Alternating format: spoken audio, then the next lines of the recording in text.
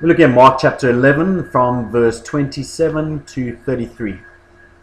They arrived again in Jerusalem, and while Jesus was walking in the temple courts, the chief priests, the teachers of the law, and the elders came to him.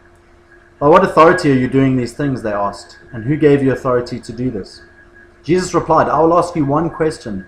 Answer me, and I will tell you by what authority I am doing these things. John's baptism, was it from heaven or from men? Tell me." They discussed it among themselves and said, "If we say from heaven, he will ask them, 'Why didn't you believe him?' But if we say from men," they feared the people, for everyone held that John really was a prophet. So they answered Jesus, "We don't know." Jesus said, "Neither will I tell you by what authority I am doing these things." And so that's a really simple passage, and maybe the biggest thing to get out of it is just kind of Jesus demonstrating the wisdom of God. So understanding the situation and being able to turn it on its head. Maybe there's a sense of the religious leaders of the day spending so much time trying to trick Jesus and trying to hold on to their power that they end up looking stupid. And so if you're doing things with wrong motives, if you're doing things to get ahead or whatever, then the likelihood is that you're going to end up with egg on your face. Whereas if they'd been living out the gospel, if they'd been living out the message they were meant to, then none of this would have happened. And so it's just a great picture of a Jesus who never got flustered. I can imagine, like most of us, like so many times people came to try to trick Jesus, and I imagine most of us would have rushed in, and there's a sense of just kind of pause that Jesus gives. Like he's not rushing, he's not, "Oh, I'm not going to tell you," or "Oh, you wouldn't believe me." He just takes a second.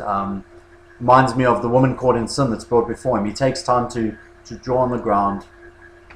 He just slows the whole thing down. He looks at them, he says, "Okay, let me ask you this question."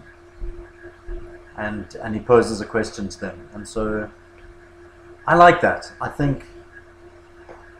I mean, it's hard to tell just reading it from the story that it really wasn't sped up or slowed down, whatever, but the idea of that slowing down is there, and I think that's something we could use in our lives. I think kind of response to a Facebook message or a tweet that outrages you, and so you quickly send something back and you end up looking ridiculous, or you quickly respond and start a big kind of internet fight instead of, and I know I'm the chief of sinners in this, but just trying to learn to just take a little bit more time. Just take a moment to ask questions maybe instead of jumping in with a response.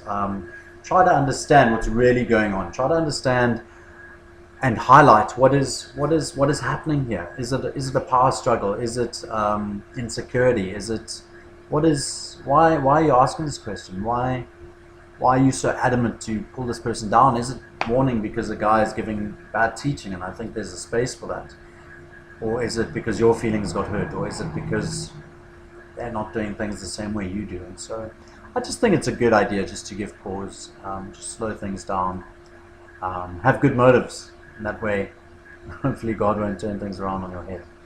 And just be awestruck by the wisdom of Jesus, by the times of just being in tune with the Holy Spirit and just understanding what's going on and being able to kind of give the right response. And there's a passage in the New Testament where Jesus says, "Don't worry, you'll stand in front of kings. Don't worry about what words you're going to say. The Holy Spirit will give you the words that you need to use." And this is a demonstration of that. Jesus never seemed to be worried about what words or response he was going to give. And so maybe that's a lesson to us, that if you're in a tough situation, just take a moment to go, "Holy Spirit, just help. Help!" It's one of the most powerful prayers ever. Help! And just call on God. Tough situation. Somebody's crying. You don't know what to do. Take a moment. "Holy Spirit, do you have anything for that person? What do you want me to do?" Chaos strikes. Take a moment. "God, could really use some help." I think if we invite God into more of our life situations, we might be surprised at how blatantly he responds, maybe how specifically, and how he's able to turn whole situations upside down. Give it a try.